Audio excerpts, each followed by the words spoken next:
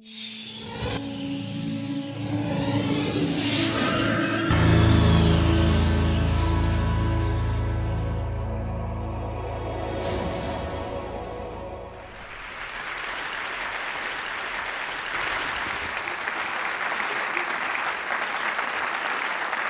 you very much, Chris. Everybody who came up here said they were scared. I don't know if I'm scared, but this is my first time of addressing an audience like this, and I don't have any smart technology for you to look at. There are no slides, so you'll just have to be content with me. What I want to do this morning is share with you a couple of stories and talk about a different Africa. Already this morning, there were some allusions to the Africa that you hear about all the time. The Africa of HIV/AIDS, the Africa of malaria, the Africa of poverty, the Africa of conflict, and the Africa of disasters. Well, it is true that those things are going on. There's an Africa that you don't hear about very much. And sometimes I'm puzzled, and I ask myself why. This is the Africa that is changing, that Chris alluded to. This is the Africa of opportunity.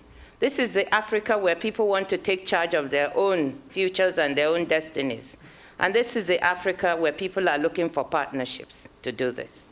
That's what I want to talk about today. And I want to start by telling you a story about that change in Africa. On 15th of September 2005, Mr. Depriya Alamesiega, a governor of one of the oil-rich states of Nigeria, was arrested by the London Metropolitan Police on a visit to London. He was arrested because there were transfers of $8 million that went into some dormant accounts that belonged to him and his family. This arrest occurred because there was cooperation between the London Metropolitan Police and the Economic and Financial Crimes Commission of Nigeria, led by one of our most able and courageous people, Mr. Nuhu Ribadu. Alamesiega was arraigned in London. Due to some slip-ups, he managed to escape dressed as a woman and ran from London back to Nigeria, where, according to our constitution, those in office as governors, president, as in many countries, have immunity and cannot be prosecuted. But what happened? People were so outraged by this behavior that it was possible for his state legislature to impeach him and get him out of office. Today, Alams, as we call him for short, is in jail.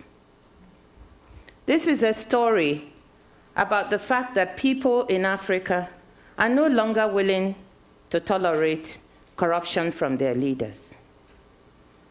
This is a story about the fact that people want their resources managed properly for their good and not taken out to places where they'll benefit just a few of the elite.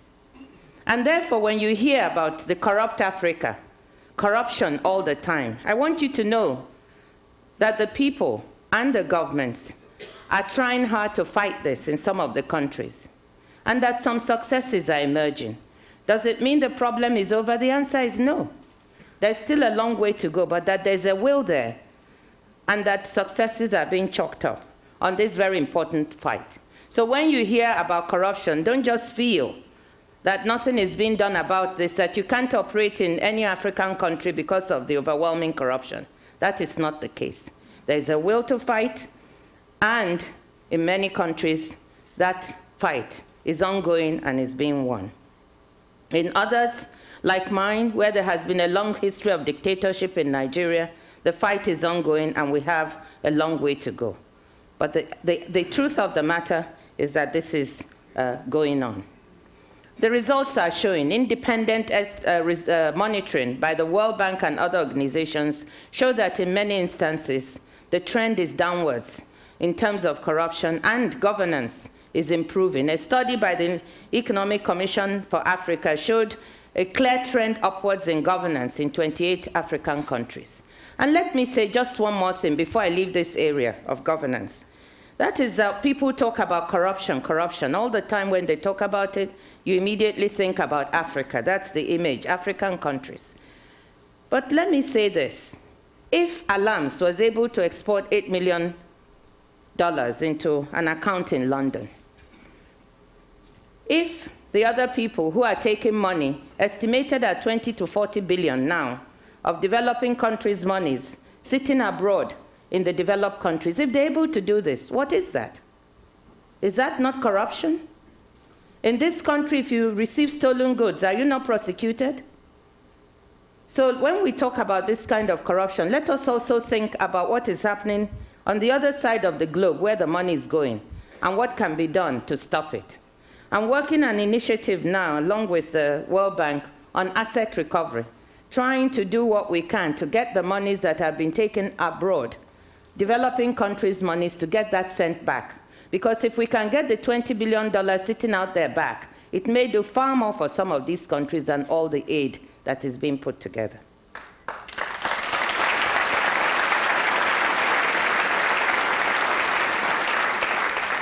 The second thing I want to talk about is the will for reform. Africans, they're tired. We are tired of being the subject of everybody's charity and care. We are grateful. But we know that we can take charge of our own destinies if we have the will to reform. And what is happening in many African countries now is a realization that no one can do it but us. We have to do it. We can invite partners who can support us, but we have to start. We have to reform our economies, change our leadership, become more democratic, be more open to change and to information. And this is what we started to do in one of the largest countries on the continent, Nigeria. In fact, if you're not in Nigeria, you're not in Africa. I want to tell you that. 1 in 4 sub-Saharan Africans is Nigerian. And it has 140 million dynamic people, chaotic people, but very interesting people. You'll never be bored. What we started to do was to realize that we had to take charge and reform ourselves. And with the support of a leader who was willing at the time to do the reforms, we put forward a comprehensive reform program which we developed ourselves, not the International Monetary Fund, not the World Bank, where I worked for 21 years and rose to be a vice president. No one can do it for you. You have to do it for yourself. We put together a program that would, one, get the state out of businesses it had no business being in. The state should not be in the business of producing goods and services because it's inefficient and incompetent. So we decided to privatize many of our enterprises.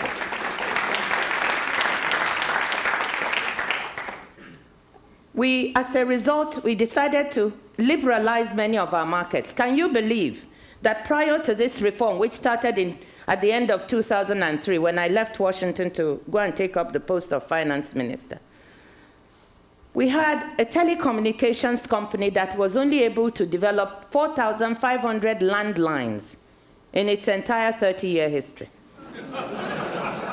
Having a telephone in my country was a huge luxury. You couldn't get it. You had to bribe. You had to do everything to get a phone. When President Obasanjo supported and launched the liberalization of the telecommunications sector, we went from 4,500 landlines to 32 million GSM lines and counting. Nigeria's telecoms market is the second fastest growing in the world after China. We are getting investments of about $1 billion a year in telecoms. And nobody knows, except a few smart people. The smartest one, first to come in, was the MTN company of South Africa.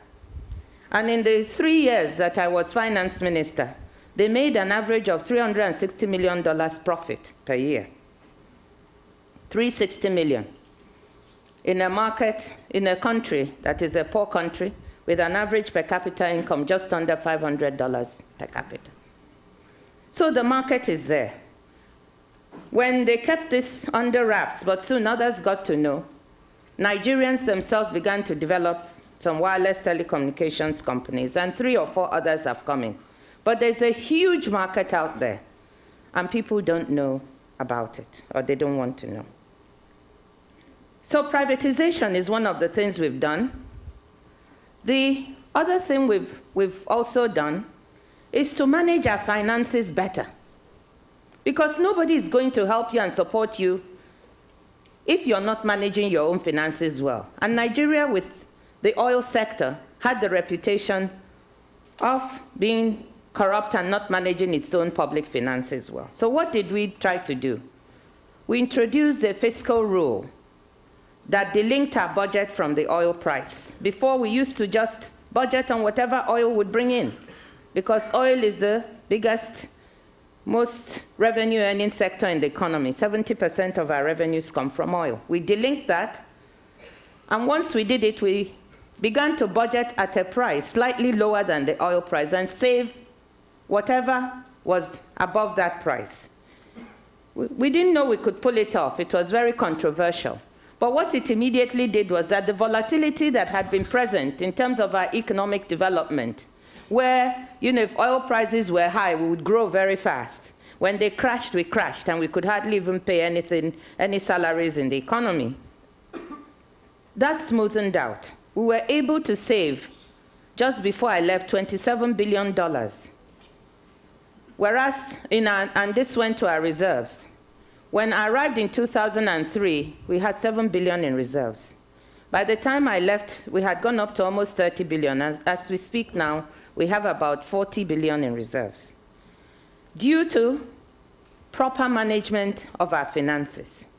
And that shows up our economy, makes it stable. Our exchange rate that used to fluctuate all the time is now fairly stable and being managed so that business people have a predictability of prices in the economy. We brought inflation down from 28% to about 11%. And we had GDP grow from an average of 2.3% the previous decade to about 6.5% now. So all the changes and reforms we were able to make have shown up in results that are measurable in the economy. And what is more important, because we want to get away from oil and diversify, and there's so many opportunities in this one big country, as in many countries in Africa. What was remarkable is that much of this growth came not from the oil sector alone, but from non-oil. Agriculture grew at better than 8%. As telecom sector grew, housing and construction, and I could go on and on. And this is to illustrate to you that once you get the macroeconomy straightened out, the opportunities in various other sectors are enormous. We have opportunities in agriculture, like I said. We have opportunities in solid minerals. We have a lot of minerals that no one has even invested in or explored. And we realize that without the proper legislation to make that possible, that wouldn't happen. So we've now got a mining code that is comparable with some of the best in the world. We have opportunities in housing and real estate. There was nothing in a country of 140 million people. No shopping malls, as you know them here. This was an investment opportunity for someone that excited the imagination of people. And now we have a situation in which the businesses in this mall are doing 4 times the turnover that they had projected. So huge things in construction, real estate, mortgage markets, financial services. We had 89 banks, too many, not doing the real business. We consolidated them from 89 to 25 banks by requiring that they increase their capital, share capital.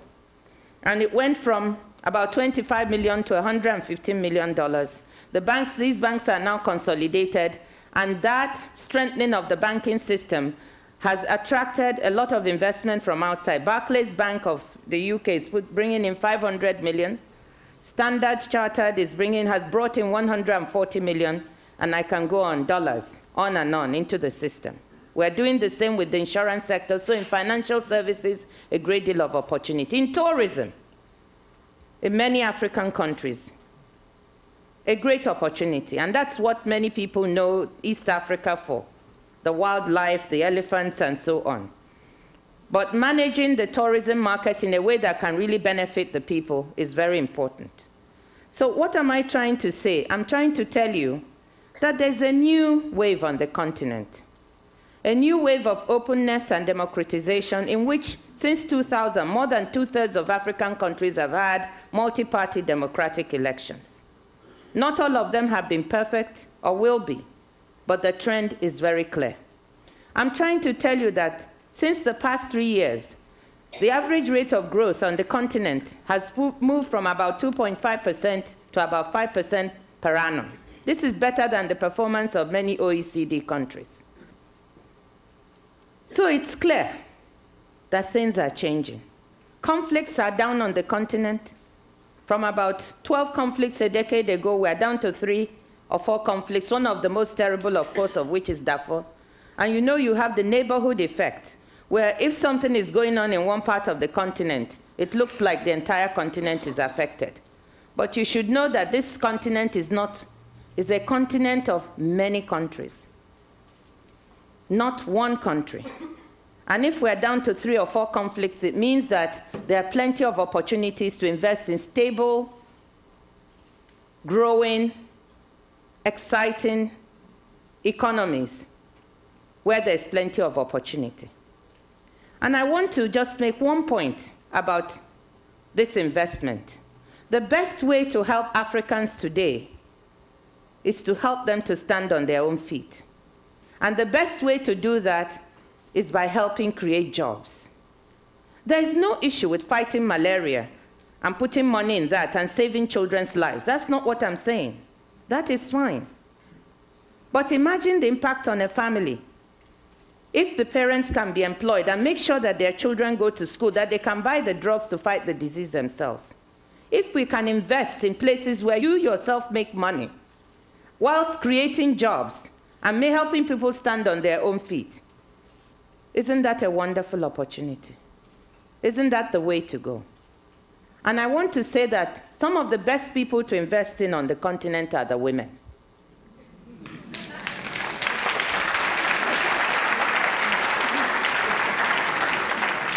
I have a CD here. I'm sorry that I didn't say anything on time. Otherwise, I would have liked you to have seen this. It says, Africa Open for Business.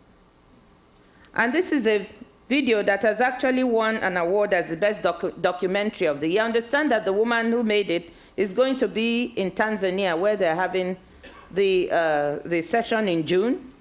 But it shows you Africans, and particularly African women, who, against all odds, have developed businesses, some of them world-class. One of the women in this video, Nike Ogunlesi, making children's clothes, which she started as a hobby, and grew into a business, mixing African materials, such as we have, with materials from elsewhere. So she'll make a little pair of dungarees with corduroys with African material mixed in. Very creative designs. Has reached the stage where she even had an order from Walmart for 10,000 pieces. So that shows you that we have people who are capable of doing it. And the women are diligent, they are focused, they work hard. I could go on giving examples. Beatrice Gakuba of Rwanda, who opened up a flower business and is now exporting to the Dutch auction in Amsterdam each morning and is employing 200 other women and men to work with her. However, many of these are starved for capital to expand, because nobody believes outside of our countries that we can do what is necessary. Nobody thinks in terms of a market. Nobody thinks there's opportunity. But I'm standing here saying that those who miss the boat now will miss it forever. So if you want to be in Africa, think about investing. Think about the Beatrices. Think about the Nikes of this world, who are doing incredible things that are bringing them into the global economy, whilst at the same time making sure that their fellow men and women are employed, and that the children in those households get educated because their parents are earning adequate income. So I invite you to explore the opportunities. When you go to Tanzania, listen carefully, because I'm sure you will hear of the various openings that there will be for you to get involved in something that will do good for the continent, for the people, and for yourselves. Thank you very much.